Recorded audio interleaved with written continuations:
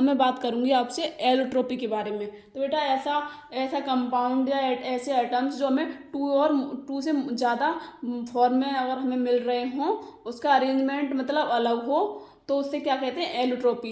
जैसे कार्बन है बेटा, कार्बन से हम डायमंड भी बनाते हैं और कार्बन से हम ग्रेफाइट भी बनाते हैं। और डायमंड बेटा वो हार्डेस्ट सब्सटेंस है और ग्रेफाइट बेटा स्मूथ और स्लिपरी सब्सटेंस है। तो इसी को क्या कहते हैं बेटा, एलोट्रोपी कहते हैं। तो ये क्या कह रहा है, the phenomenon of existence of an element in two or more form because of different in arrangement of atom.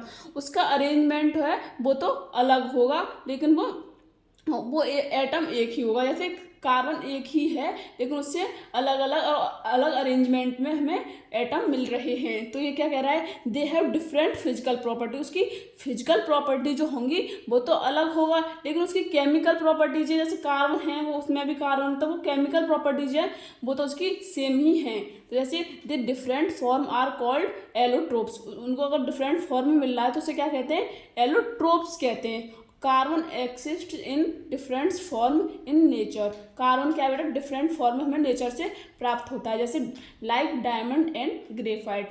जैसे डायमंड जो है वो तो हार्डेस्ट सब्सटेंस है और ग्रेफाइट जो है बेटा स्मूथ और स्लिपी सब्सटेंस है। ये बेटा आपके एग्जाम के पॉइंट ऑफ व्यू से बहुत इंपॉर्टेंट है। ठीक है, इसे नोट कीजिए 1 2 3।